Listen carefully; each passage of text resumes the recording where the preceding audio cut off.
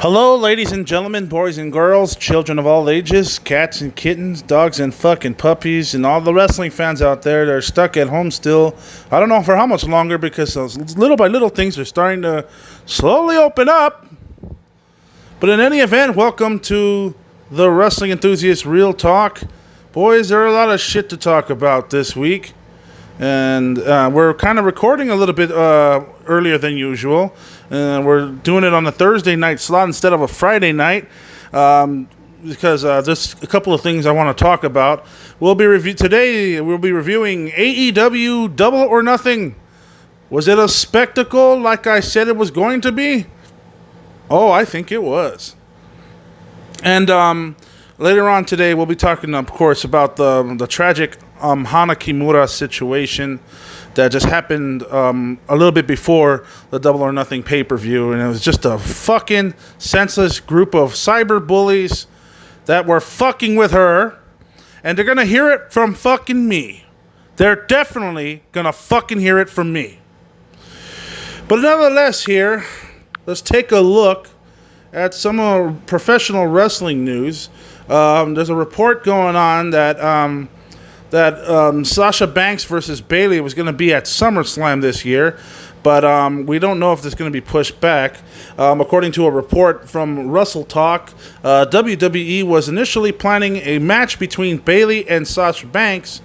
It's supposed to happen at SummerSlam this year, since the venue is at Boston, Massachusetts. Currently, Banks and Bayley seem to be heading towards a split, but the storyline is moving slowly. The reports add that WWE has extended its initial plans for the feud, wanting to extend the angle a bit longer rather than rush it through. The initial expectation was for SummerSlam to take place in Boston. However, due to the current COVID-19 pandemic, it remains unclear where the event will take place from. They have several options that they're looking into currently, and more locations will probably be open around that time. And Sasha Banks is originally from the Massachusetts area, so apparently they were trying to do something over there for her, especially for people that live nearby where she used to live. So for that matter, it's definitely a bummer for her. So I think that's probably one of the main reasons why that the Sasha Banks and Bayley rivalry is going to take place, and that's why they're taking their sweet ass time with it. Raw viewership, usually check the NXT versus AEW Dynamite viewerships, but we're going to take a look at the Raw viewership because obviously the fucking shows have not happened yet. So let's take a look at Raw. This week's episode of Raw drew 1,735,000 viewers, which is down from 1,757,000 viewers. So they lost about 22,000 viewers. Hour 1 averaged 1,806,000, while Hour 2 drew 1,673,000, and the final hour showed 1,726,000 viewers. The 18 to 49 demographic saw Hour 1 had a .52, then a .50, and a .50 for Hours 2 and 3, respectively. So, apparently, ratings are still down. Apparently, especially with the situation involving the crowdless reactions. They finally added a crowd this past Monday. And some people kind of wanted me to comment on how I actually think of these Raws, but to be fair, it wasn't really that bad, really. Last week I fucking shit on it. I basically shit on it. It was weak. It was rather incompetent type of show, and I just thought it was stupid. And with the still looking for a goddamn prop. And still can't find one, which is nothing but dead fucking silence. So, seriously, it's fucking getting old. But now, we're starting to see some of the developmental staff members and some NXT talent being used as part of the audience now. the show started off with the Kevin Owens show, and they were talking to Asuka, and then all of a sudden, Charlotte intervened, then Natalia intervened, then Nia Jax intervened. More on her in a bit. That they started talking shit that they should be a number one contender. So they interrupted Asuka. Then they all started fighting with each other. And that's how we started off Raw. I'm going to get into this really briefly. The first match was Andrade versus Apollo Crews. I'm not going to go too much into detail with the matches. I'm going to tell you what I just briefly think. Personally, I thought it was a 6.5 out of 10. It was good. Because I hate it when they interrupt a match for an interview. And then especially when they say an interview can be done at another time. Or it doesn't fall in line with the character's ties to the other ones. Like, say, for example, Andrade and Garza and Caruso. They just don't fucking follow up. They didn't let up. And with reason, the win came out of nowhere. And Apollo Crews is the new United States champion. So, the guy that has been shitted on the most and has been on mid-card for at least a good 4.5 fucking years finally gets a push. Good for him. Good for him. I am so happy that he finally got something working for him. So Apollo Crews is the United States champion. I'm not taking nothing wrong with Andrade. Andrade is definitely a great champion. But I think he should go for the juggler and go for the WWE Championship. But then again, you know Vince, he's a piece of shit. Anyway, they started bringing up with Seth Rollins when he has Rey Mysterio's mask because he poked his eye out and fuck, like I said, it was a shitty Raw from that episode as well. I don't know if they said that Ray is gonna have a retirement ceremony in next week's episode of Raw. I don't know, and I think it's a work. Probably won't happen right away. But so it was a decent promo by Seth and then Murphy and Austin. To be honest with you, it kind of worked a little bit better with the enhancement talent and then the NXT talent there, so it was okay. It was a much better improvement. It's nothing awe-inspiring, but it was much better. Charlie interviewed Charlotte. With me at this time, the NXT Women's Champion, Charlotte Flair.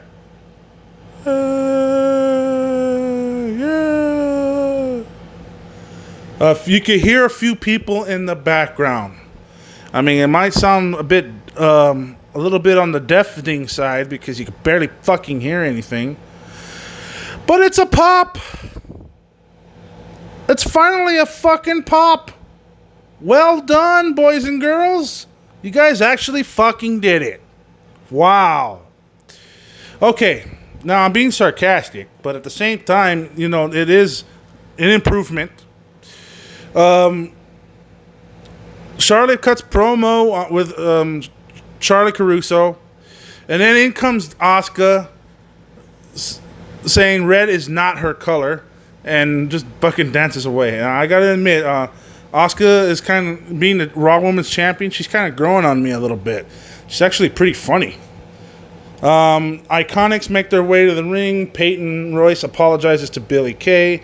Then Billie Kay wants to apologize to Peyton Royce. She got caught up in the moment, blah, blah, yada, yada, yada. They grew up together, blah, blah, blah. And then they start talking shit about Bliss Cross Applesauce. And here comes Alexa Bliss and Nikki Cross. Here they comes. She cuts promo on them, saying, what are you to know about friendship? And then Nikki cuts a hell of a promo, saying that she was an outcast, and she went from knowing absolutely nobody, having no friends after she'd been introduced on Raw, And all of a sudden now Alexa saw the better in me, blah, blah, blah. And she went up to Billy Kay's face to know about friendship. And before you know it, the Iconics started beating up on him. And she said that she couldn't think of anything more iconic than that. And then they started attacking. A boring fucking promo between MVP and Lana. Lana comes up to him and says, hey, we need to talk. MVP says, oh no, we don't. And he walks away. Come on. Enough of that shit. I think that storyline was good for like the first 2 or 3 months. Semi good. It wasn't even that good. After that, it just like, who gives a fuck, really? The next match did not happen until another, 40 minutes or so? It was supposed to be, so it was like a 15-20 minute match for the first part, the first hour of Raw, and then there was 35 fucking minutes of no action. What the fuck are they doing?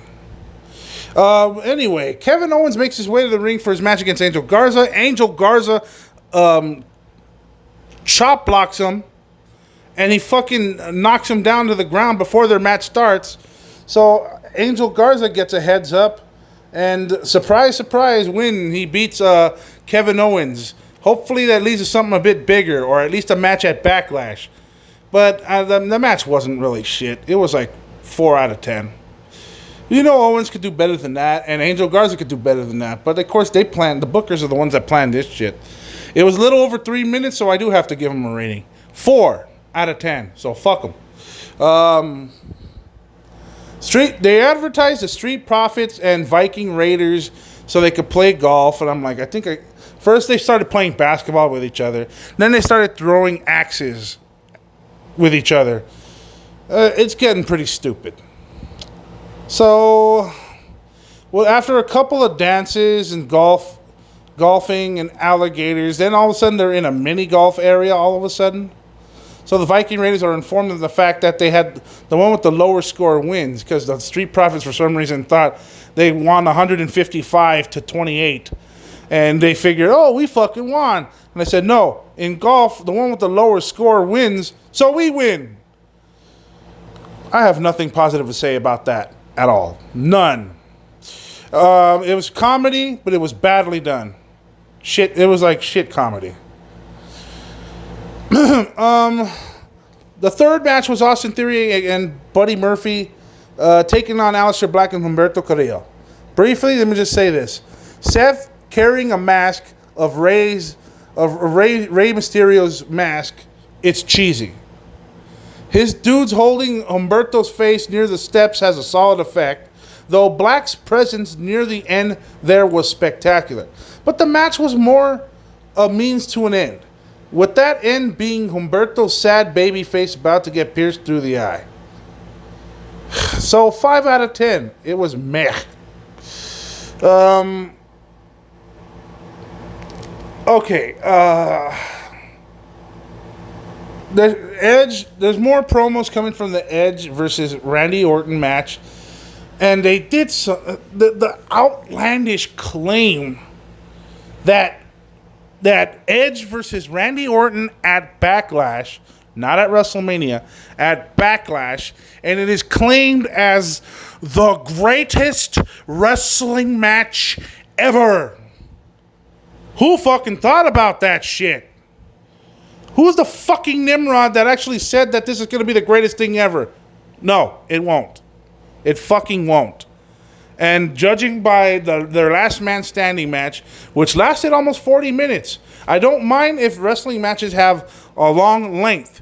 I don't care. But the fact of the matter that they're just doing basic moves after basic moves for 15, 20 fucking minutes, and then all of a sudden they start hitting their finishers for the last 5 or 10 minutes, I'm sorry, but that's a cheap way to produce a wrestling match.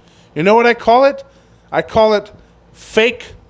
I call it fake athleticism, because they're just doing simple shit, basic shit, and then they're fucking filling up with the finishers. I'm sorry, but that doesn't make a great wrestling match. It makes an average wrestling match at best. Maybe above average. But I'm sorry. It's too fucking basic.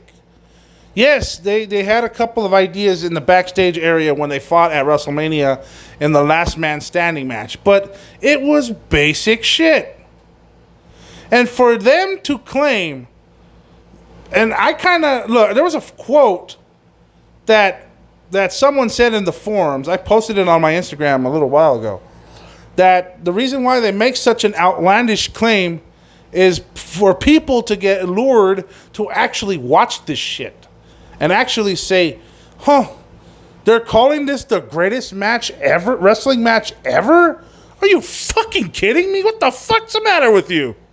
So, with that being said, people are going to say, because people are under that mindset where they say, it's so bad that it's good. That's such a horrible fucking claim. That there's no way in hell that they're gonna live up to the promise. I'm gonna fucking watch that. What the fuck? I mean, come on. The greatest wrestling match? You might want to tell Hulk Hogan and Ultimate Warrior about that. You might want to tell Ric Flair and Ricky the Dragon Steamboat about that. You might want to tell Stone Cold Steve Austin and The Rock. You might want to tell The Undertaker and Mick Foley. You might want to tell Shawn Michaels and The Undertaker. You might want to tell CM Punk and Daniel Bryan, or CM Punk and John Cena for that matter.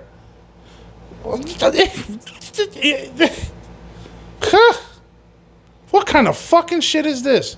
Such an outlandish fucking claim. I'm going to, if anything at all, I'm going to shit on it. Because if it's going to be a traditional match, it ain't going to be worth watching, I have a feeling. Unless you got that fucking people there for a prop. And if they're there, then okay, cool. Charlotte versus Nia Jax versus Natalia. Now that I'm changing subject, the match was not bad. I liked it.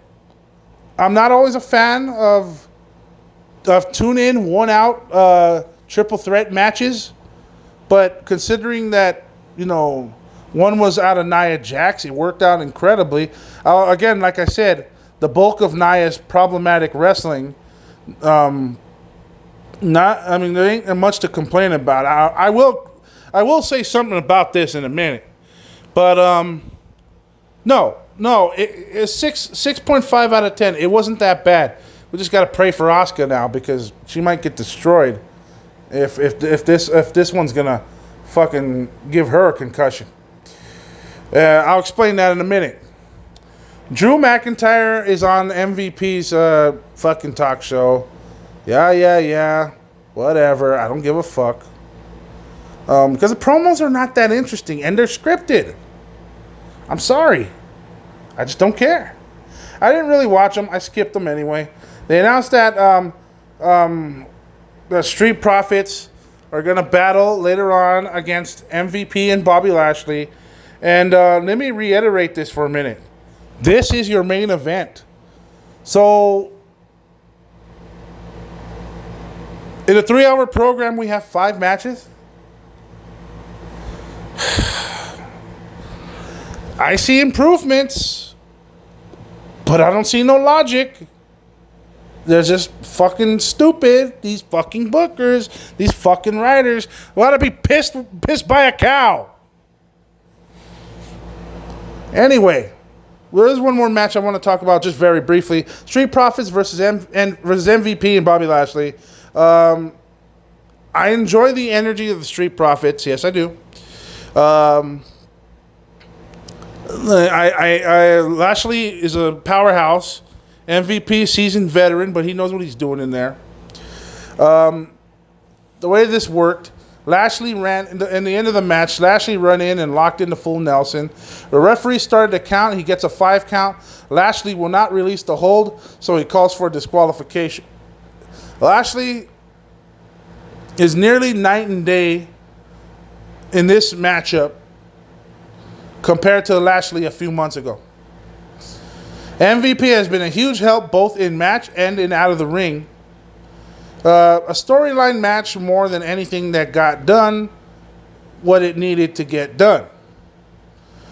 But a 5.5 out of 10. And while they were kicking the Street Profits' ass, Drew McIntyre comes out and he bounces Lashley off the ropes. And Drew comes up, shoots for the legs, sends Lashley out, gives MVP a Claymore kick, and they started fighting. And then all of a sudden, a bunch of rookies from developmental in the Performance Center. I know they work for the WWE, but they're also fucking developmental talent. So they come up and start praying out, and it starts becoming a fucking pull apart. And then Lashley started to spear Drew. And then mounts and punches Drew over in the head. The refs call for more help. Out comes some of the more people that were told earlier to social distance, by the way. Drew makes short work of them, so Lashley they go for more at it as more guys start pulling in, and that's how we ended the show. Well, it's an improvement. Definitely improvement, guys, but seriously, you guys need to work on those fucking scripts. Or better yet, let them be themselves. Just tell them to keep it PG. What the fuck? The Raw gets about 5.5 or 6 out of 10, actually. It wasn't bad. Much better than last week. Still has some issues to work on. But it wasn't that bad. See, that just goes to show you I'm not anti-WWE at all. I'm just I want them to be better.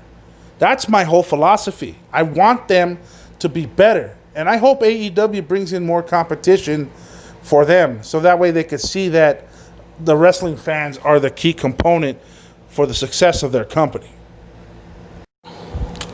Real briefly, I did mention something about Nia Jax, right? I kind of want this to bring in the subject. And, yeah, it's not looking good for her as far as her reputation. Because she's been told more than once to be careful. And this is about the third time that something like this has happened. In case you don't know what I'm talking about, the subject of this is yesterday there was a report from the insiders that work within WWE because they're taping next week's episode of Monday Night Raw. Now, during the taping, Kairi Sane seemed to have suffered an injury scare during her match with Nia Jax. So they put up in a match with her once again. Sane suffered a cut on her head. We don't know if it's the back of her head or the front of her head. There's not much details into it, but she suffered some sort of laceration, and when she got thrown into the ring steps, and her head must have hit the corner of the ring steps and must have busted her open. The report comes that the match was stopped temporarily so Sane could receive some medical attention. After she was tended to, the match resumed and was quickly wrapped up. It remains unknown how severe Sane's injury actually was, but it should be noted that she has a history of suffering concussions inside the ring. And this is not the first time this has happened to Kairi Sane when she was battling Nia Jax. Now, she did give Kairi Sane a buckle bomb a month earlier. And she has to have been told already, you got to be more careful because you have to work a bit more safer and you have to be more easier with her because of your big stature, you know? You have to be careful. Don't do shit you're not supposed to do. Now, since she's done it once again to Kairi Sane, this time she almost broke her neck or almost messed up her spine or whatever with that badly botched buckle bomb. Now she has thrown her on the ring steps, and now she busted her open with the ring steps. Now, of course, I say, you know what? If fool me once, shame on me. Fool me twice, shame on you. But But 3 times is the head. There's a straw that broke the camel's fucking toe. So, and you think that it happened twice to the same person, but in reality, it happened 3 times. Well, yes, the 2 happened to the same to Kairi Sane, but the 3rd time that this has actually happened was to guess who? Becky Lynch, the one that just recently became the man who is now about to become the mom. And she did this shit back in November of 2018, where she has fucking inadvertently punched her in the bridge of the nose and broke her nose. And then she gave her a fucking elbow and concussed her. And Becky Lynch was at a point where she didn't even know if she was going to wrestle again because of that concussion. And here's the thing. The way the crowd reacted the first time when she messed up Becky Lynch, because Becky Lynch was super over at that one part that was hyping up the Survivor Series match.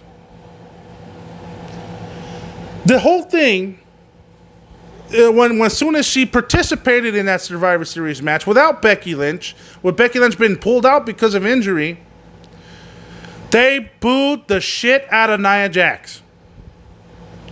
And I hate to sound repetitious, because usually you don't really blame. I can't really blame talent for messing up. Tina did a botch with Sasha Banks, but she said sorry. Nia Jax, for some reason, has not said a damn thing about it.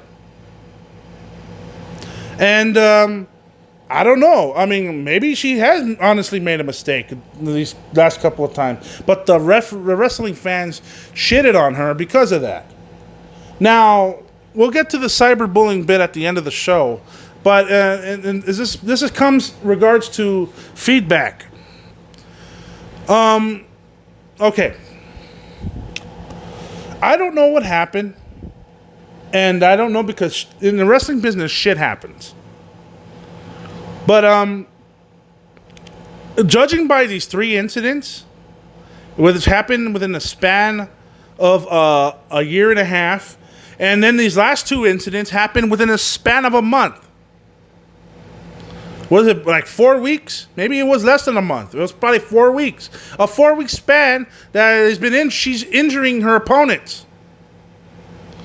Now look, I'm not going to blame Nia Jax 100% on this, but I think there should be some repercussions about that. If she's been told more than once to be careful and don't do shit you're not supposed to do, she needs to get reprimanded for that. I personally think Nia Jax should be reprimanded. I'm sorry, but I don't think she deserves this title shot. She does not deserve it. Apparently she's not playing the rules. So why the fuck do you want to reward her? This goes back to the silly, stupid booking of the writers and the bookers of the WWE. The backstage politics, which has fucked over so much immense talent and this is one of the best talent. This is one of the best, most talented men and women rosters that the WWE has ever seen athletically. And then they come to this stupid bullshit of nepotism or any other fact, because word has it she's The Rock's cousin. I totally get that. That's fine. But here's the problem. Don't fucking kiss her ass if she's going to be fucking people up and staff up and injuring workers. Why? And if you're going to do that, why fucking reward her? Fuck, man. Are they really trying to alienate WWE fans? Are they really trying to fucking make the industry silly and stupid and shitty and boring? Are they really trying to turn... Is that their agenda? Fuck. Look, I could tolerate the fact that you can injure Kairi Sane, but if you injure anybody else that has actual talent, because apparently Nia, I think you don't. Either it's probably a mistake, and if it's an honest mistake, just say it. But if it's not, then at least admit to yourself that, yeah, I was jealous and all that shit. Or if not, and then at least say, it was an accident. You got to come up with some sort of response for this, Nia. That's just my 2 cents. and it's just my opinion. You're injury prone to your opponents. As far as I'm concerned, you don't deserve that title shot. But the reason why you got it there is because of nepotism and fucking the fact that those silly, stupid fucking bookers are right there fucking kissing your ass and you doing probably the exact same thing. The fact that shit's happening instead of getting other talents a chance to shine or a chance for them to fucking be in the limelight, because obviously we know you're going to be there. My word to advice to you is this. If you didn't mean to do this, I got something to say. Be a badass heel if you're going to do this. Or at least admit that you fucked up. That's my 2 cents of this matter.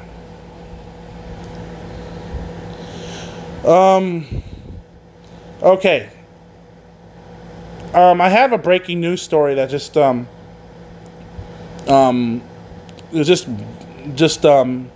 mailed to me about a few minutes ago. They're apparently canceling Terrance House, Tokyo. According to Deadline.com, the reality TV show has been canceled following the death of Hana Kimura. Fuji TV confirmed the cancellation of the reality show earlier today. Their statement reads, we would like to express our sincere condolences for the death of Hana Kimura, who appeared on the program. We also deeply mourn the bereaved families. The statement reads, regarding Terrance House Tokyo, we have decided to stop recording, broadcasting, and distribution of the FOD in the future.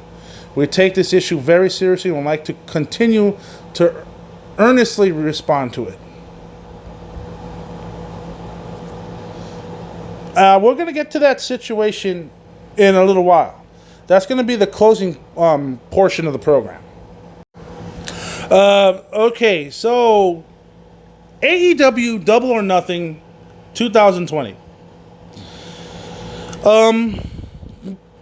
What a show they put on. I'm going to give them the benefit of the doubt. They have made so much of a shitty situation and made it wonderful. And you know what? I'm impressed. I'm impressed by what they have done. They're the ones that pretty much innovated the reason to have some wrestlers participate like they do as the audience would. So I'm actually very impressed by it. First, I would like to review the pre-show match, the kickoff, or should I say the buy-in. You can check it out on YouTube. The first match officially on the card, even though it's a kickoff match, it was a tag team number one contendership match for the AEW Tag Team Championship number one contendership. It's Best Friends, Chucky T, and Trent Beretta, even though he just calls himself Trent, takes on Private Party. Isaiah Cassidy, Mark Quinn, they're 4 very talented guys in the ring.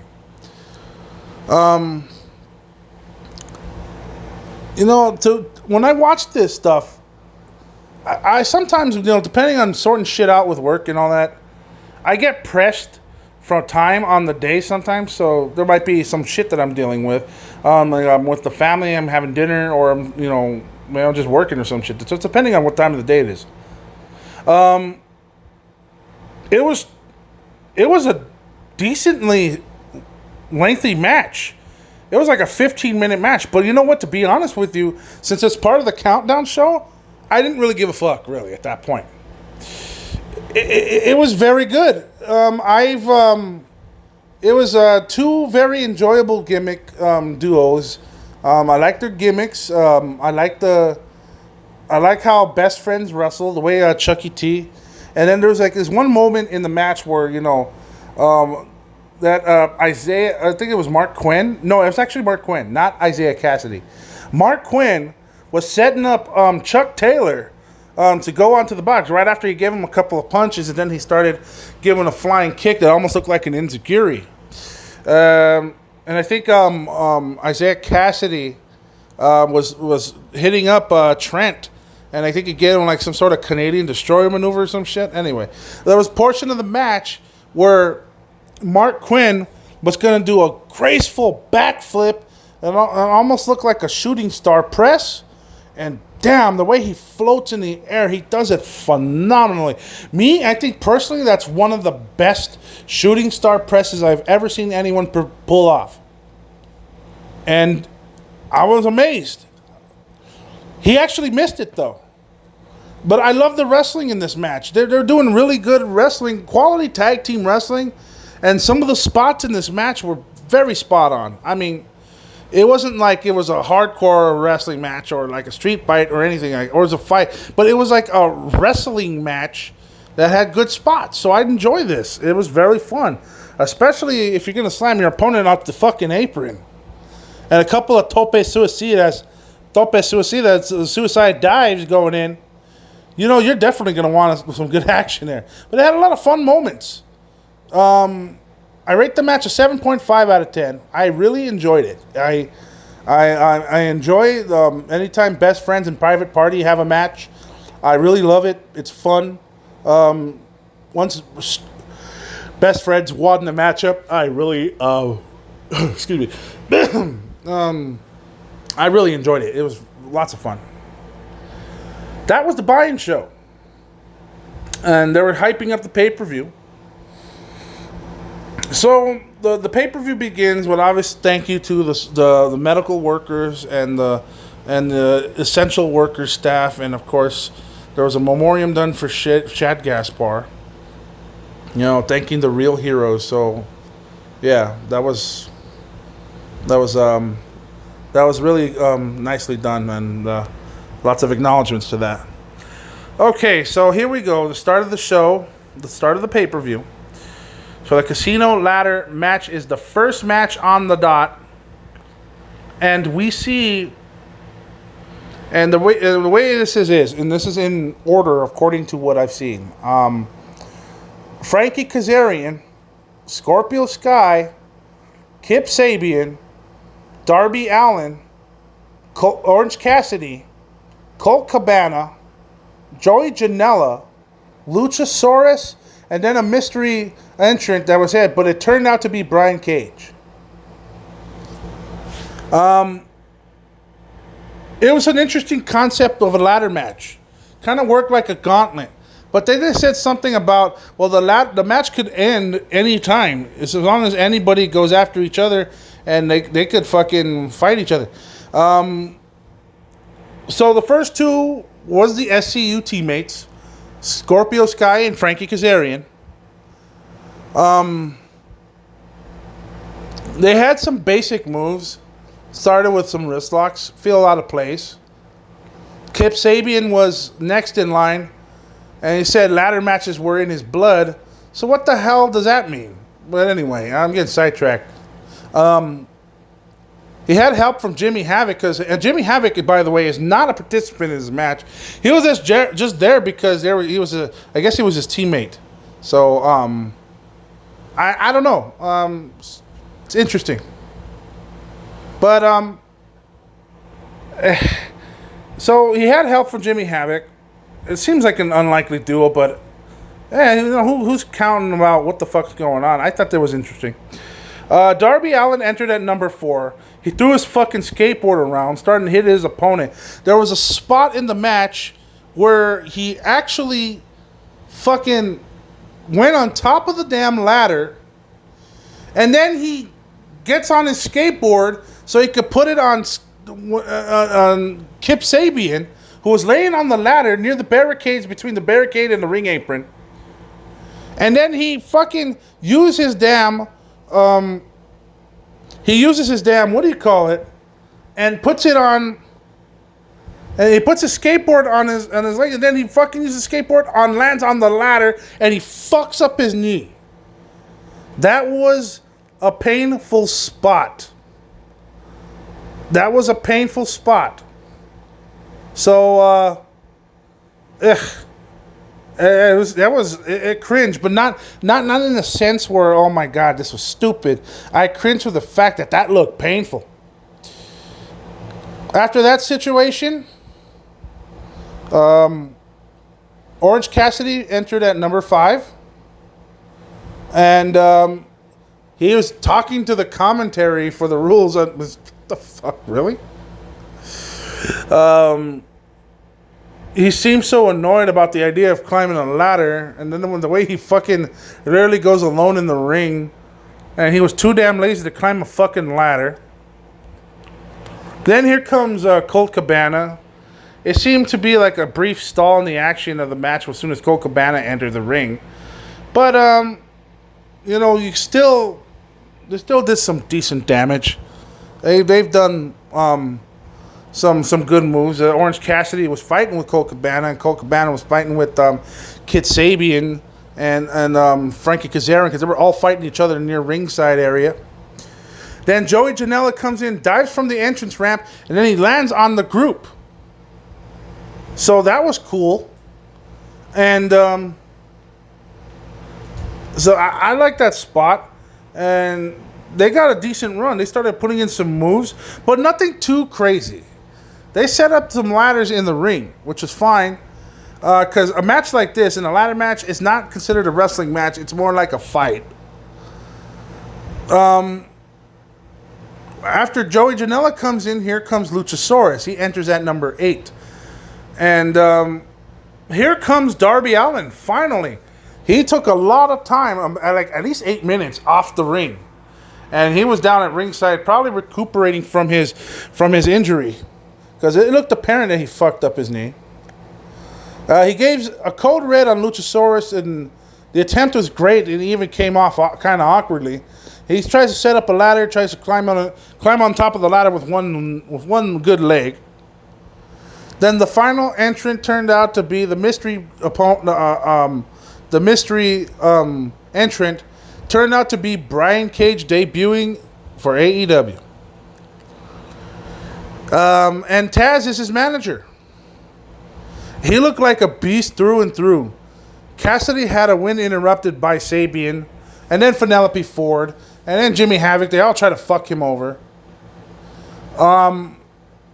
He started fucking up Darby Allin, and then all of a sudden, his other opponents, Scorpio Sky and Kip Sabian, Frankie Kazarian, they all try to take a shot. Then they all ganged up on Brian Cage, and they fucking hit him with any type of fucking object they could find, and they buried his ass on top of 2 ladders.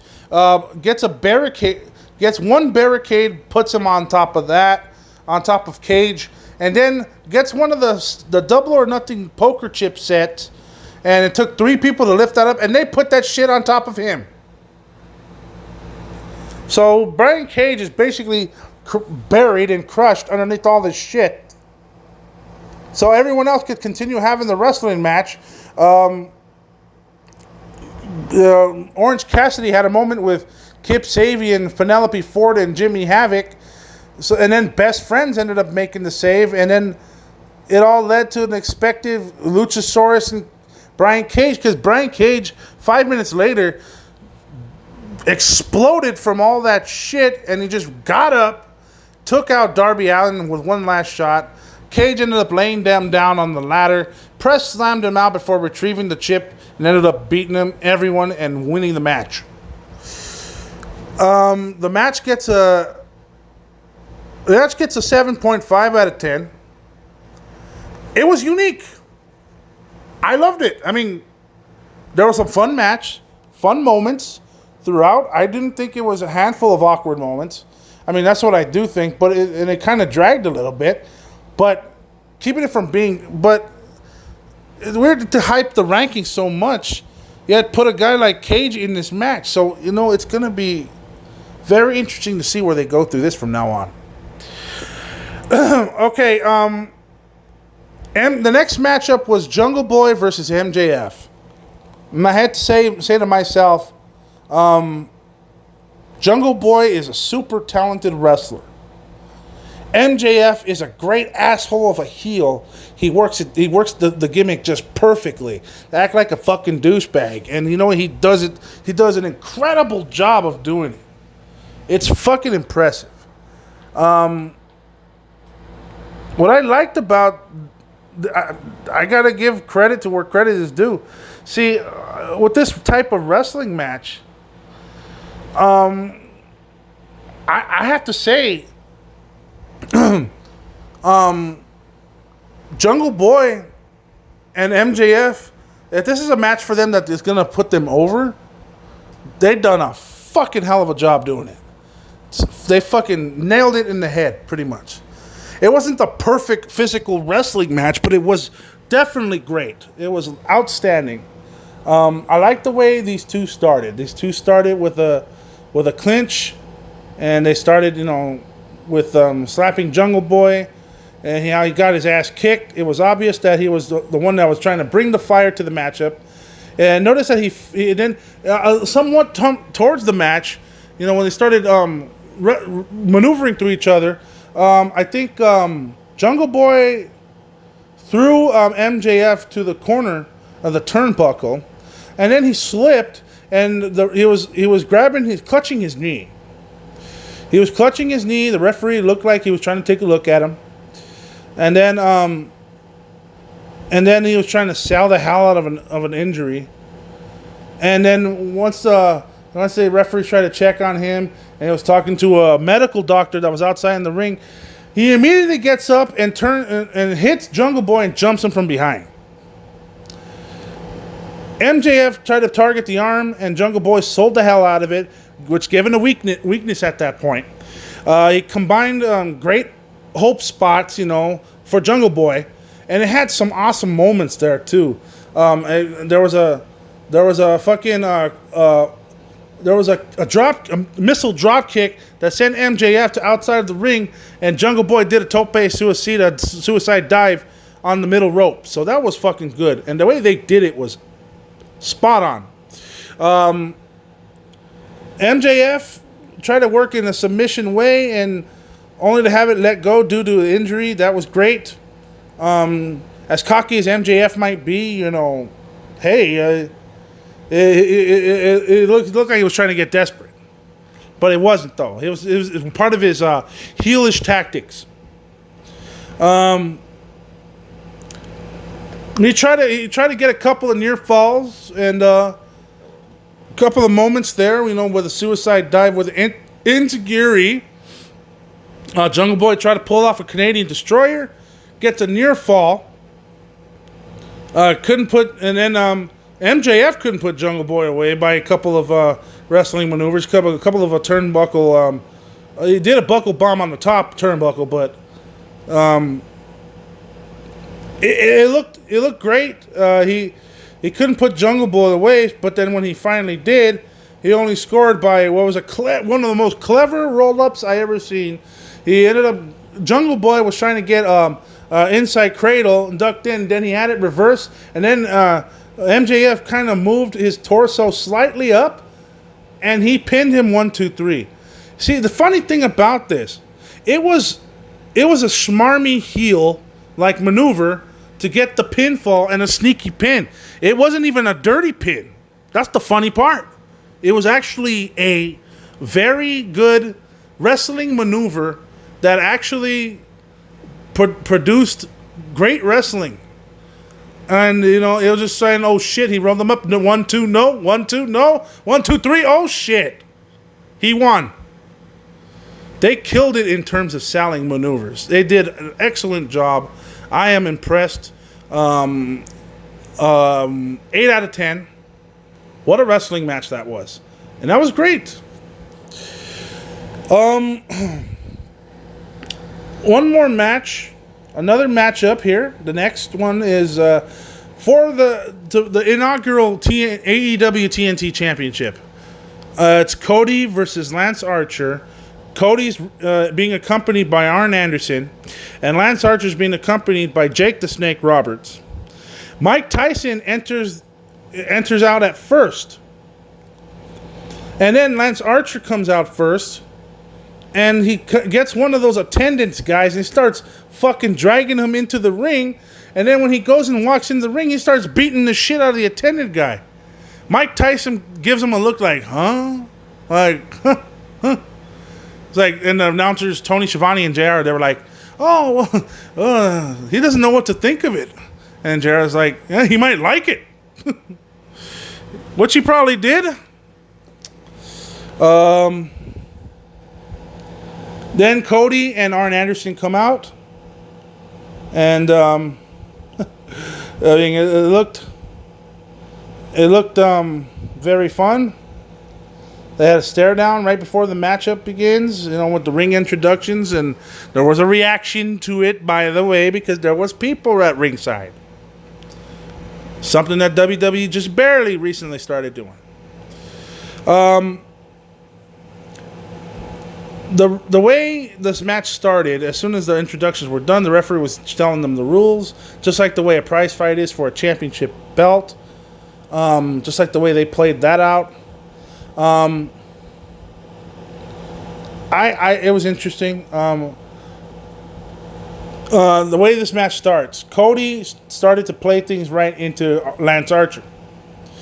And you know how Lance Archer, he looks like a big dude, he's strong, has strength, and this guy could whip anyone's ass.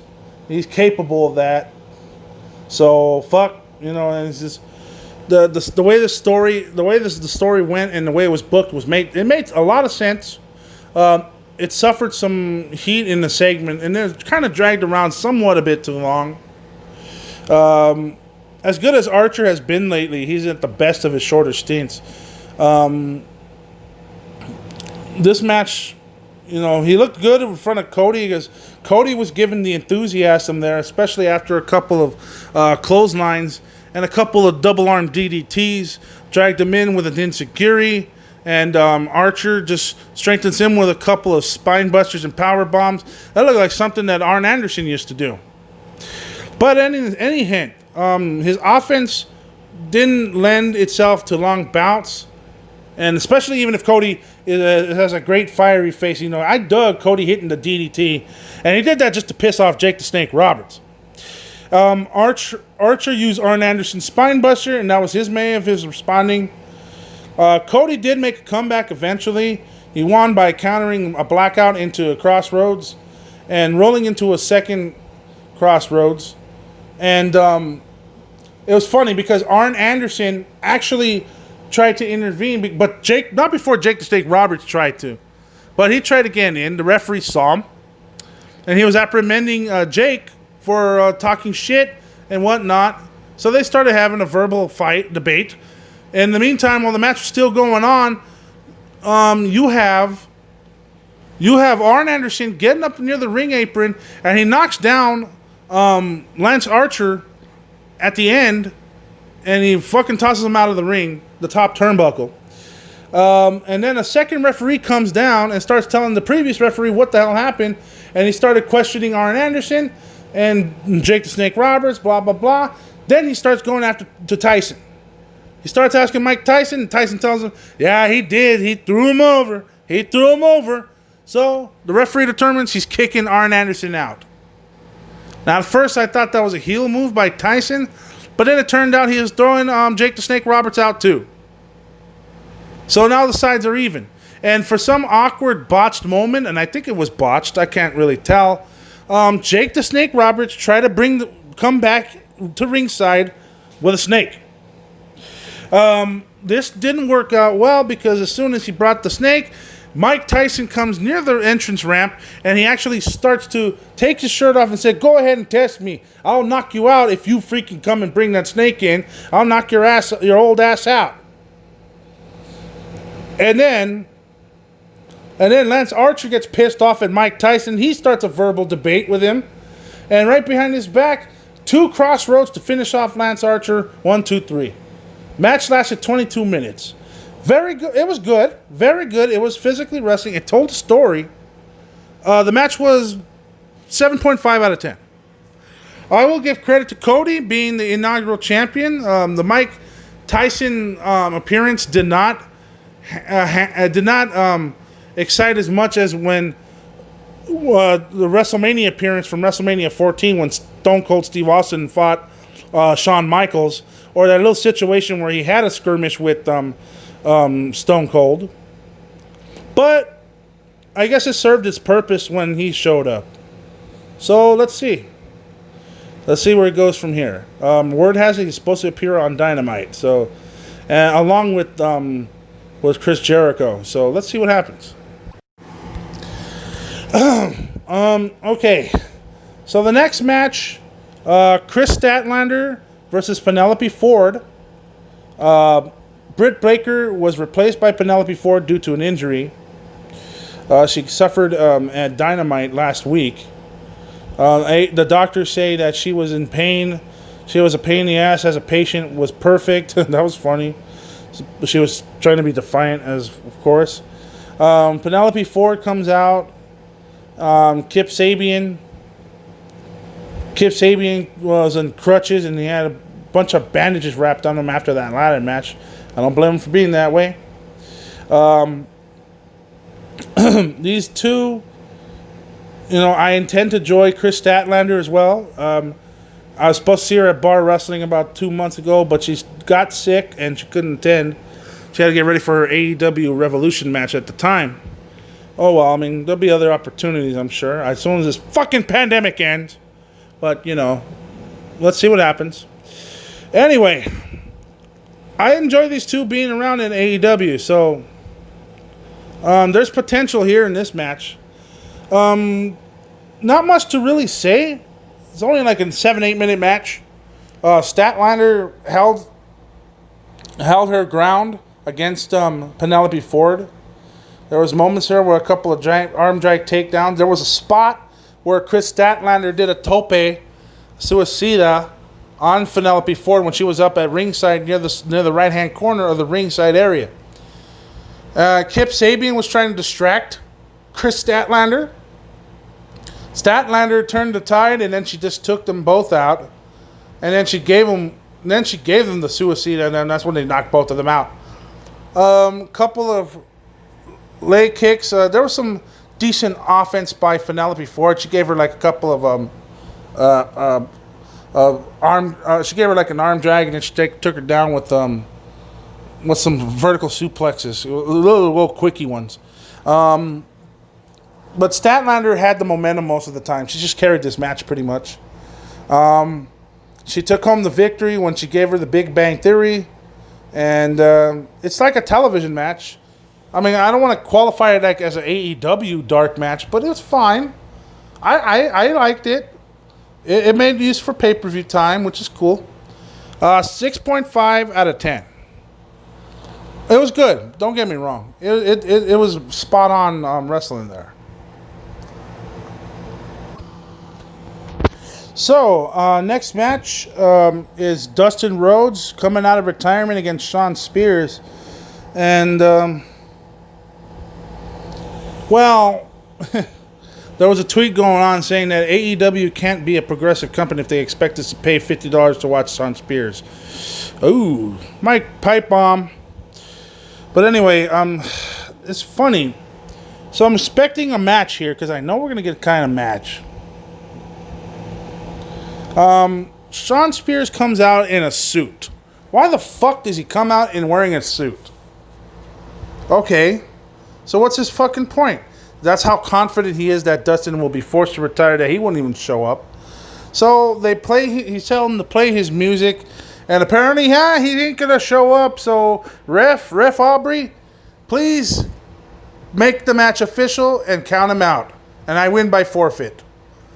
So she starts a 10 count. 1, 2, 3, 4, 5, and then all of a sudden the Dustin Rhodes entrance music plays again.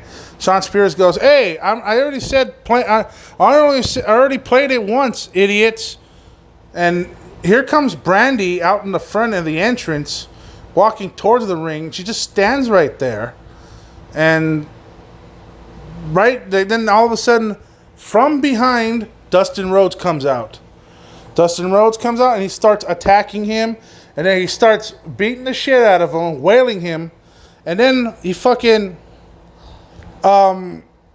he takes his jacket off, then he takes his shirt off, then he takes his fucking pants off, and he's in his boxers, and yeah, to be honest with you, this was a shit match.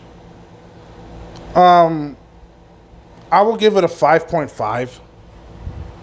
To be honest with you, there wasn't really much to say here about this pay-per-view. It was a pay-per-view. It lasted a little over 4 minutes, but the match only lasted a little over 4 minutes. But Yeah, a 5.5 out of 10. And I'm just being generous, really, to be honest with you. There wasn't really much to talk about. It was just a couple of basic moves and basic maneuvers. And, of course, that little shit that Dustin Rhodes usually does. So, not much to say about this match. It's basically a turd. A turd covered in mud. So, but, meh. 5.5 out of 10. Next up is the AEW Women's Championship no disqualification match between Nyla Rose and Hikaru Shida. And Hikaru Shida, of course, she comes into the ring as the challenger first. She wasn't smiling like she usually is. She's always smiling. But this time around, she wasn't. Yeah, and then, I think I know why, too. I'll get... once again, that's going to be the ending segment of the show.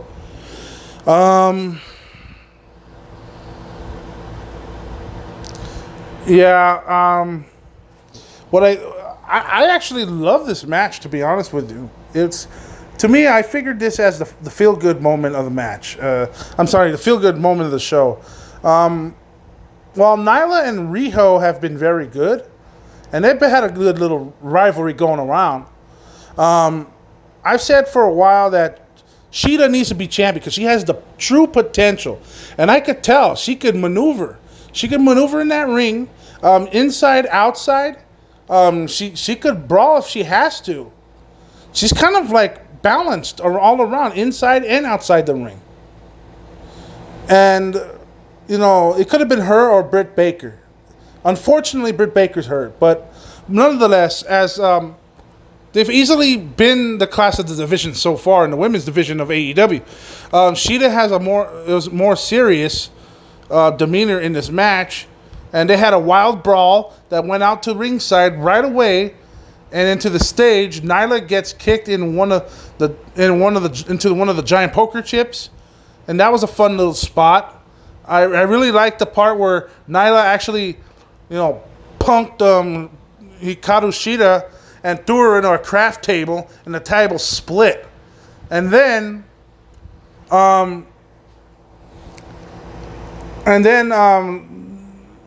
Nyla gets sent into a poker chip, and then Shida makes an all-around sprint from the curb of the stand and runs down all the way and gives her a flying knee into Nyla Rose, and she gets knocked down into the poker chips, and the poker chips fall and tumble down. Nice little spot there. This was a brawl. I really liked it, and I like the way these two brawled at each other. They both fought. It wasn't a traditional wrestling match. It was more like a fight. And they resembled a fight. I liked the way they did it. Nyla pushed Shida around and knocked her over all around inside and outside the ring, especially when she brings her back in the inside of the ring and does the flying knee from the top of the turnbuckle and when she's laying on the top rope. So then she fucking knocks her back in, and then Shida ends up kicking out.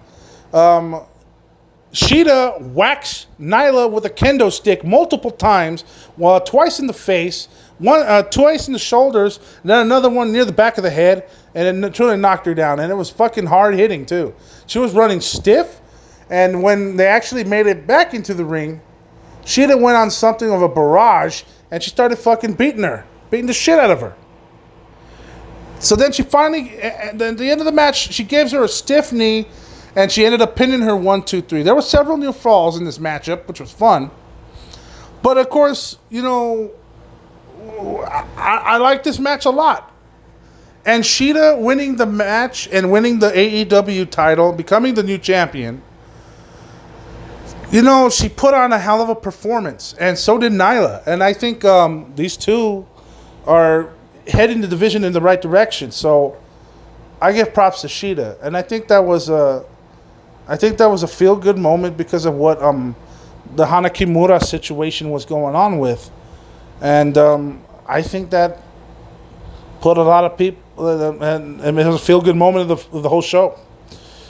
8 out of 10. Very good stuff. I really enjoyed it. And it's really a lot of fun. I definitely, if you haven't seen the pay-per-view, this is worth your time, I will tell you. Next match. The AEW World Title is on the line, and it is Jon Moxley, the champion, versus Brody Lee of the Dark Order. Now, anyway, so I looked at how this match is booked, and I said to myself, wait, this is not a no disqualification match. That's funny because how the way they entered this ring, first of all, once the ring announcements were made, like it was a big fight, prize fight feel, they had security, the security guards were actually sorting them out, and then they were actually fucking getting ready for, it looked like they were going to have a pull apart, but it wasn't the case. It just actually, they were just there to just split them apart. I'm like, how the fuck did that happen? But of course, if you've seen the previous Dynamite episodes, you know for a fact that they're gonna have to be split up. They're gonna start fighting the fuck out of each other. So, let's see. Anyway,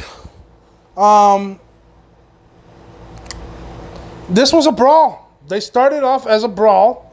It was a good idea since the style of both of them that's best suited for them. They're known to be brawlers more than wrestlers. Although Jon Moxley's wrestling has improved. Brody Lee's has too. I mean, he's like dominant powerhouse. And he's booked like that. So he's been brought up to that and brought up that way. So anyway, the way they started off, they went outside the ring area. They brought a table into play and they used it for novelty with playing cards and poker chips. You could tell that they were just going for smoke and mirrors approach. And I'm pretty sure Brody bladed later on in the matchup, which I don't know if that's a good idea. But more on that in a minute. They started fighting. Brody Lee gets one of the ring barricades and puts it on the corner near a rail to separate the floor area to the stands. And then he fucking slams Moxley on there. And that was painful because that thing barely bent. And then there was a spot where they ended up walking towards near the timekeeper's table. And fucking Jon Moxley grabbed the steps. And then he slammed Brody Lee into the timekeeper's table and crushed him in there, all there. So that was a good spot too. After a while, they started brawling in the ring, little by little. It was kind of some minor brawling, a couple of punches and kicks, a couple of attempts to the paradigm shift. That didn't work out. But however, they started fighting around, and then they went back to near the ring area, and they were walking towards the video screen, near the entrance ramp. And once they started like going over there, I thought he was going to like slam him through those poker chips, like Irish whip him over there and then give him a full-on DDT and just crush his skull and crush him right in the fucking bean. But apparently, no, that wasn't the spot. What happened was Brody Lee was going to slam him into that video screen, and then Moxley countered, and then he grabs his head and from the second step, and then boom, they get a paradigm shift and then go through the damn stage. Through the fucking stage. Just like the way Taz and Bam Bam Bigelow did back in ECW. So after like about a minute or two when they try to pull them off, it was a hell of a spot, by the way. I loved it. After that, they both got up slowly but surely. Brody Lee was busted open. I don't know if you want to do that right now, but especially in a pandemic. But I guess it helps the wrestling cause. They go back into the ring. He gives Brody Lee another paradigm shift and a Death Rider slam, and it couldn't keep Brody down. He kicked out at one. Then all of a sudden, He makes a Death Rider look weak, and he got kicked out of 2. Then all of a sudden, if the paradigm shift was not going to work, he decided to do. John Moxley decided to do a little something different. He decided to get a rear naked choke on Brody Lee, and before you know it, Brody Lee passed out, and the referee called for the bell. The referee stopped the contest, and that was it. By submission, John Moxley wins. I had a lot of fun watching this match. I mean, it wasn't a supreme spot fest, but it was fun because I mean, look at it this way. You're watching what you're expecting to be a wrestling match, but it turns out to be a brawl. And you know what? I applaud them for this because this is what a lot of shit that WWE should be doing. But they don't do that. There's a lack thereof. This delivers on that type of idea. And it just makes the match that more exciting and that much more interesting. Just like how the way they used to have when Kurt Angle fought against Triple H, or when Triple H fought The Rock, or when The Rock fought Kurt Angle, vice versa. Whatever. This is how you fucking do a brawl. If they don't have good wrestling skills, they're gonna have good brawling skills, or vice versa. So it's gonna work in anyone's favor when they do shit like this. Make it a wrestling match, but before the wrestling match begins, or better yet, if they have some leeway with the referee, turn it into a fucking brawl. That's something that WWE doesn't do in this day and age. So 8.5 out of 10. It's not a masterpiece, but it's right up there among some good fights. Very good fights. Great fights, as a matter of fact. So give them some credit.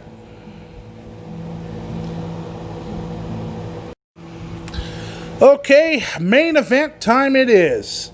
Main event time, and it's the Elite of Adam Page, Kenny Omega, Matt Hardy, and the Young Bucks taking on the Inner Circle of Chris Jericho, Jake Hager, Santana and Ortiz, and Sammy Guevara.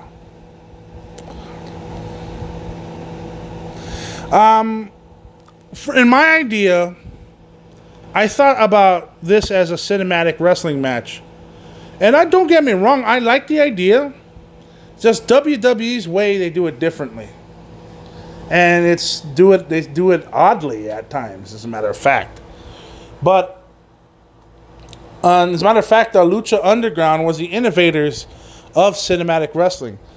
But at the same time, if you think about it, they've done it better in more ways than one. So it's just crazy.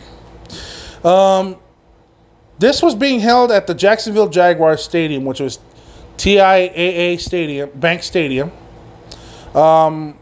They get some football-style entrances coming in where the ring is at the 50-yard line. There's cheerleaders, sporting numbers, everything. Some people in the background are booing the Inner Circle. Then the Elite Boys come in. They didn't wear any of that football shit. They just came in for a wrestling match. And then as soon as Adam Page was missing out of the whole entrance, but at least 4 of the 5 members of the Elite were there, and all 5 members of the Inner Circle there, they were about ready to attack, and boom, like a good old-fashioned game of joust, here they come. They all start running towards each other, and boom, they all start fighting. Everyone charging each other like weapons of war. And no Page to start. Then all of a sudden, a couple of minutes in, with a few spots in it, inside the ring and outside the ring, here comes Adam Page riding in a horse. Sammy Guevara started looking, and he started running away. And then he fucking started going after him, riding on the horse. Like Riders on the Storm, like Riders on the Storm. Anyway, Jim Ross was like in his wheelhouse here. He got all excited. You got to talk all that football nonsense with shoehorns and shit, but whatever.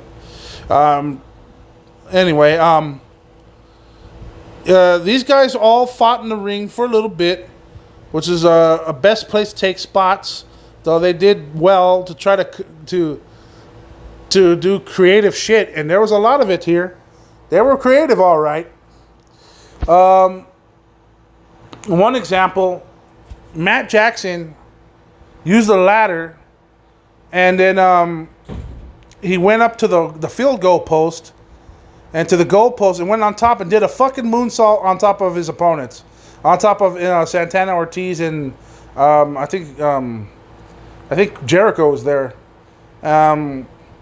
There were some funny moments too, like Adam Page was looking after Sammy Guevara inside the tunnel, and then he got off his horse and went to the lounge, and he went to go, because that's where the bar is at. Oh shit. Matt Hardy, Santana, and Ortiz started fighting in the middle level seats, because they went up a level. And there's a swimming pool near the VIP area, I believe, near some tables and shit, or whatever. Probably something where they serve food. And there's a fucking swimming pool right there that's like 3 or 4 feet deep. And they fucking, Santana and Ortiz, they sent Matt Hardy into the fucking shallow-ass pool. Santana, I don't know if it's Santana or Ortiz, something like that. I think it's Santana goes in there, and then but Ortiz says, I can't swim. It's a fucking 3-foot pool, jackass. Anyway, but it was funny. I laughed. It just made you. My reaction is not, of course, to the talent. It's about like, this is making you think when you watch this shit on TV. So they attempted to fight in the pool. And then they tried to drown Matt Hardy. And then he reappeared as Matt Hardy version 1. We even got to Matt Facts, like the way WWE used to do it. But it was fucking funny. And then he emerged again as Broken Matt. And that's so funny. They sent, I don't know if it's Santana or... Sometimes I can never really tell apart. Sometimes who's who. But I believe it was Ortiz that got sent into a table that was right between 2 metal tables or some shit. And he got slammed. He got slammed in between the two. And then I think it was Ortiz that got sent near there's a bell right there. And he rings the bell. Bing, ding, ding. And he starts convulsating. Matt Hardy brings up a wheelchair. And he calls it the chair of wheels, which I found it so funny. He sits him down and he wraps him up in duct tape. Here comes Santana. Santana starts attacking him. And then he fucking starts fighting near an ice jet. There's an ice machine right next to them where they're fighting at. Santana was going to put Matt Hardy again, but then Matt Hardy attacks him again. And I forgot what he hit him with, but thank God.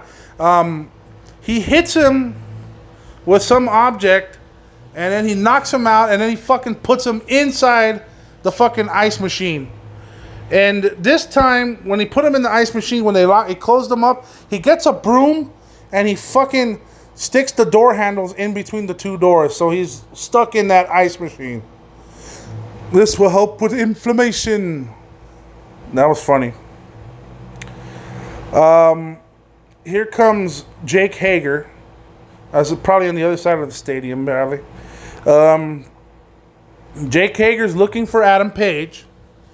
In the meantime, Adam Page is drinking on some whiskey. And then Jake Hager starts getting a drink himself, and he starts to have a drink himself. And then he goes up to Jake Hager. Adam Page goes up to Jake Hager, and he says, are you here to drink, or are you here to fight? Then all of a sudden they start fighting. Yeah, like I said, they all fought around near the bar area. There was a pool table there, and Adam Page was trying to use it to do a jump on him and try to slam him. And then Jake Hager catches Adam Page, and he slams him on the pool table, fucking him up. Then here comes Kenny Omega. Kenny Omega hits him with a pool stick, and then he fucking starts wailing him with it. And it was fucking, just broke that shit in half. And then he fucking goes up, gets, and then he fucking knocks out Jake Hager, beats the shit out of him, hits him with a couple of champagne bottles, I believe. They look like beer bottles to me, but then I started looking a bit closer, took a closer look. It was some fucking champagne bottles. Talk about getting a bit of the bubbly. But, right up there, Kenny Omega and Adam Page, they fuck up Jake Hager, and then they end up having a drink. Adam Page pours a glass of milk to Kenny Omega, and Kenny Omega pours a glass of whiskey for Adam Page. Toast, cheers. They nice drink. Next up, I see Jericho fighting against the Young Bucks, Matt Jackson and Nick Jackson. Sammy Guevara starts fighting with either Nick Jackson or Matt Jackson. I think it was Nick Jackson. He starts at the one end of the fucking end zone, and he starts fucking suplexing him backwards, hand suplex. He kept back suplexing him, and then back flipping with a back suplex, and they kept doing it over and over all the way until they reached, I don't know.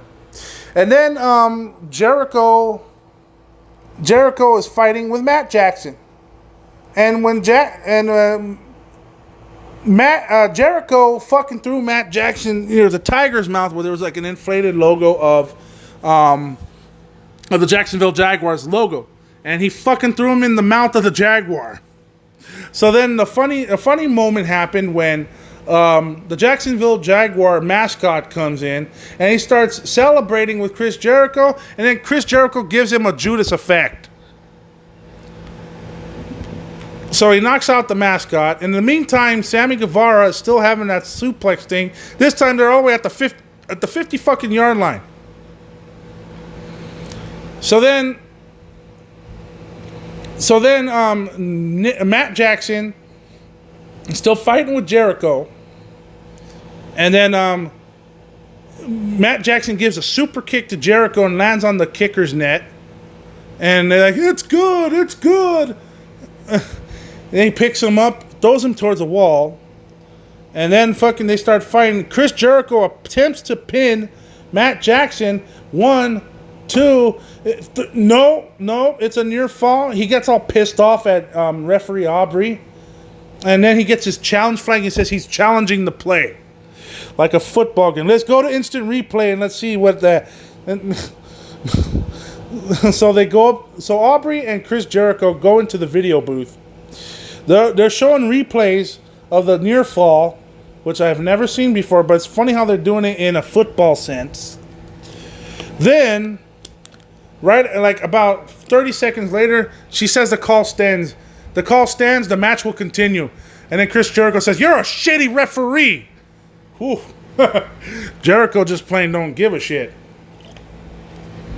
So, in the meantime, Sammy Guevara is still getting slammed. And still getting that suplex slam, and they're already at the 5 yard line. Before you know it, they end up in the end zone. They get like, oh, touchdown, touchdown, and then fucking Nick Jackson starts to celebrate, and then referee Rick Knox throws out a yellow flag and excessive celebration. And then it's like, what? What do you mean excessive celebration? And he super kicks Rick Knox. What the fuck? Now, since Matt Jackson's fighting Chris Jericho,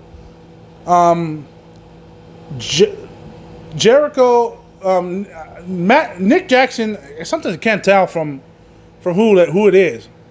But Nick Jackson and Matt Jackson finally meet up and they start jumping on Jericho. They set Jericho through a table. Matt Jackson or Nick Jackson, one of them two, they go up near the stands he goes up the stands, like the way like the way they do in training, and they start running up the steps, and they're doing reps of going up and down the stands. So what happens? He comes up, then he goes down, and as soon as he comes down, he jumps on top of the rail, and boom, gives a slam, jumps off, and lands on Jericho on the table. Sammy Guevara is still knocked out. The sprinklers from the field fucking wake his ass up, and he thinks he's won. And then all of a sudden, the golf cart. Kenny Omega and Matt Hardy return. And they come bring the golf cart. Oh, man. And then when they start coming out, he starts chasing Sammy Guevara. Sammy Guevara gets chased, but this time he climbs over the top and goes into the grandstands.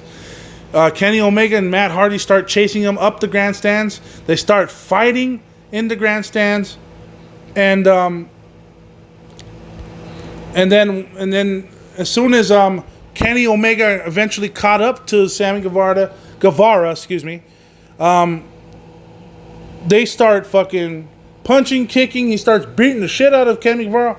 Then all of a sudden, a massive spot, a one-winged angel, and he flies over and falls 15 to 20 fucking feet into a wooden crate that's fucking like absorbs the impact. But man, that was spectacular. That was spectacular looking. Kenny Omega gets the pin. 1, 2, 3. That's your Stadium Stampede match. And I had lots of fun watching this shit. I definitely had lots of fun watching it. And I was amazed. I admit. It was amazing to see some wrestling, but also some brawling. And I know this match was going to be a brawl, especially since they said falls count anywhere in the fucking stadium. So once that idea was pitched, for sure I was going to watch and check it out. So, what is my rating for that match? 9.5, because it was something I've never seen before. But at the same time, it was a lot of fun to watch. This match resembles the show. And there's a lot of good matches in the show, except for that Shawn Spears and Dustin Rhodes debacle. But, forget about that. How about, the rest of the matches? The casino ladder match. You got the MJF and Jungle Boy. Cody and Lance Archer with Mike Tyson there. You had Chris Statlander. Penelope Ford. Then you had the Dustin Rhodes match, but fuck that match. That was stupid. Not against the talent, but it was just booked pretty dumb. But whatever, it was goofy. And then you have the Hikaru Shida beating Nyla Rose for the women's championship. Then you also had you also had Jon Moxley against Dr. Brody, Mr. Brody Lee, excuse me. So that was also great. Then you have the Stadium Stampede match. And I was entertained through the whole fucking show. It was a 3.5 hour program. 4 hours if you 4 hours if you think about it, because if you count the buy-in show, then yeah, it's 4 hours. So much kudos to them. I applaud their efforts. This entire show gets an 8.5 out of 10. It was phenomenally done. It's not a 10 out of 10. It's not a perfect event, but at the same time, it's very entertaining. It's a lot of fun to watch. I suggest anybody to reorder the encore presentation. It's a lot of fun to watch and is definitely worth the $50. Hopefully it comes out on DVD and you can collect it in your wrestling collection. If you are collecting DVDs, I suggest you add that to your collection as soon as the DVDs come out. I don't know if they have any for that matter, but definitely worth checking out. And it's definitely worth forking up the $50 for to watch it live or on the encore presentation. Definitely lots of fun. So 8.5 out of 10 for the whole show. AEW Double or Nothing 2020. Praised for that show. Okay. I want to bring this attention to everyone and the wrestling fans. Since now we reviewed the AEW Double or Nothing show, I want to bring this closely to light about the Hana Kimura situation. I can't really believe it, really, to be honest with you. Now, I must make clarification about this. When I roast someone on this show, when I talk shit about someone, it's based off constructive criticism.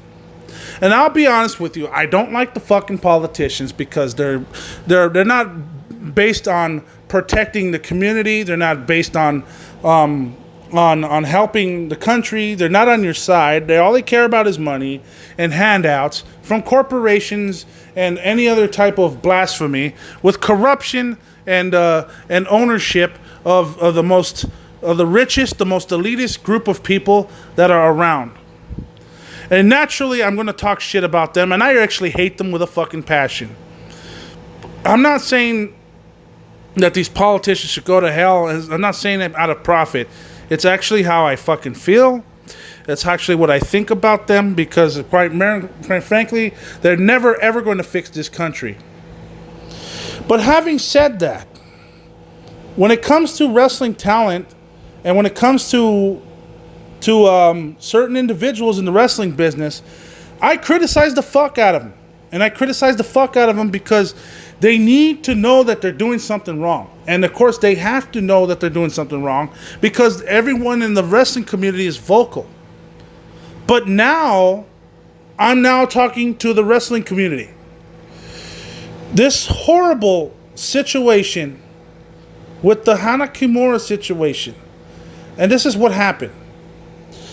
This young girl, 22 years old, an up-and-coming star an up-and-coming wrestler in Stardom. It's a company, it's a promotion in Japan that is gaining huge momentum going on by providing a lot of these kick-ass matches and a lot of these great superstars who have taken the wrestling business seriously. They've come up with colorful gimmicks for themselves, and also, you know, they also put out some kick-ass matches. As a matter of fact, the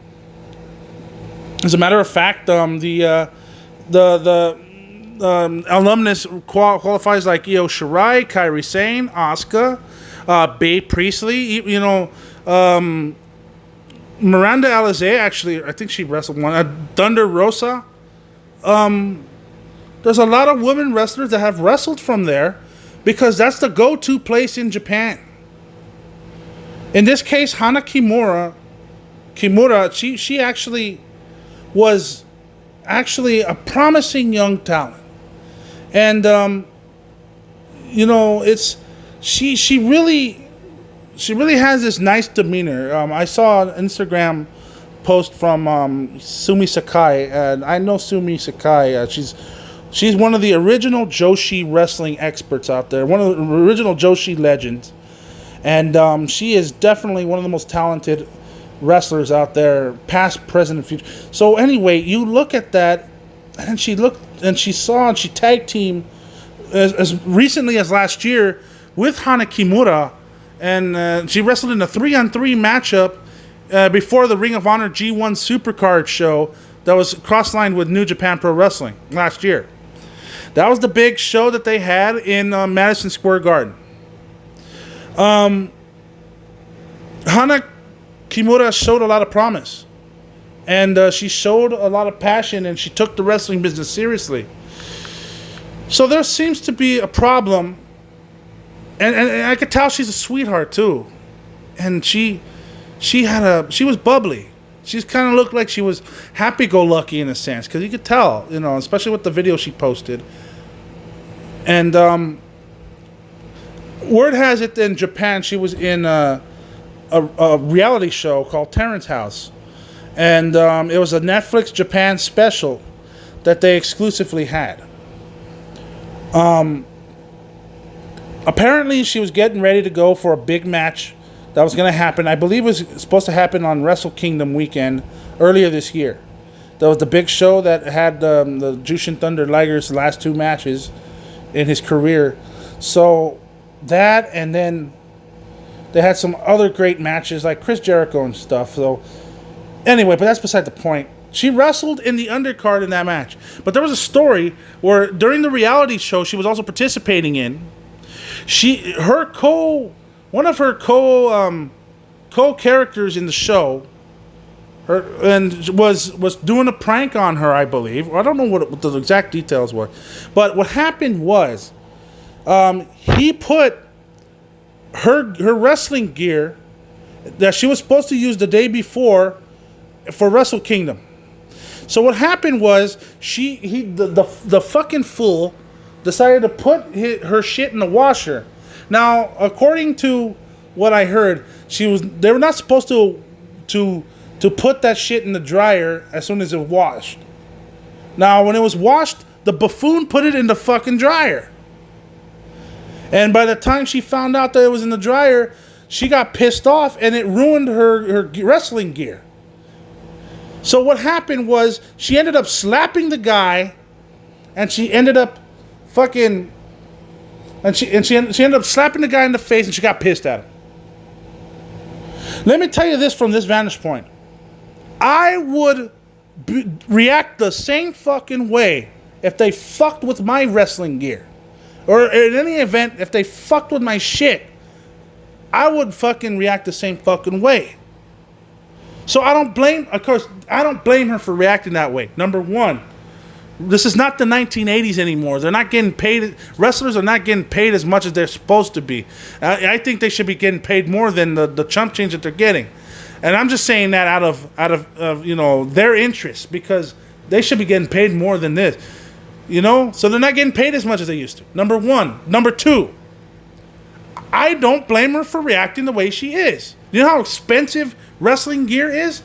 It's like $300 to $500 per set.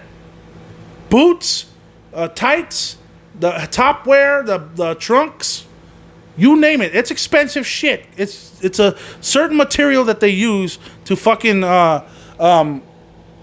make out of. And then it's customized in any way that fits their gimmicks in. That's number two. Number three, why the fuck would you fuck with someone else's bullshit if they know that's important to their occupation? You're just fucking with someone. And number four, why bully her to begin with? She's a sweet, sweet girl. She did not fucking deserve it. Like I said, she was fucking happy-go-lucky. She looked like she was very enthusiastic too, just like the way I am. I'm an enthusiastic human being as well. But back to the matter at hand. Why did some fucking jerk-off twit that was fucking behind a keyboard and a computer screen decided to type in, "Oh, look at the way you've been reacting on that reality show. Why don't you just fucking, I hate the way what you become. Why don't you fucking die and kill yourself?" Why would you want to fucking tell an innocent girl who is understandably upset about something that meant to her the world? Especially her occupation. So you're going to bully her for that. But you know what it is? It's the fucking wrestling community. I don't know if it's a wrestling community or not. It could be the reality television community. We can't tell in this day and age because the details have not... But whoever did this shit told her to die. She got depressed. She fucking got sad. And she fucking killed herself the next morning. Because she was bullied by these fucking faceless, dickless pricks that fucked with her for no fucking reason. And they just fucking decided that behind the keyboard, with their thumb in their ass, they decided to pick on her. That's not fucking right. And on top of that, she fucking took it to the heart, and they said everybody fucking hates me, and before you know it, she ended up killing herself. Seriously, you fucking wrestling trolls, need to fucking be accountable for what you fucking say on the fucking internet. And you know what? But what are you saying? You talk a lot of shit too. Yeah, but it's constructive criticism for the benefit of the wrestling industry. It's not for criticizing just because an individual is an individual. You don't fucking do that shit. You stupid fucking knuckle dragging, mouth breathing, snot dragging, bunch of stupid ass fucking ass scratching, good for nothing, vile ass, piss smelling, masturbating fuckwits.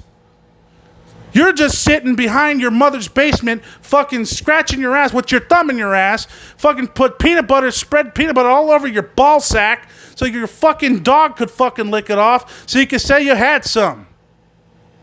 You're a fucking worthless human being who probably hasn't worked for shit. Those are the type of fucking trolls that I'm fucking talking about. You fucking brainless cocksucker. What the fuck and let me tell you this right now. I would never condone such a tragedy like this. It's pure bullshit. It got me pissed off when I heard about this fucking shit. What the fuck do you trolls have to do to fucking get all this attention for? You stupid brain-dead lemmings don't know what the fuck you guys are doing except pissing people off and fucking trying to tell them to kill themselves. Well, very brave, motherfucker. Very fucking brave, stupid cocksucker.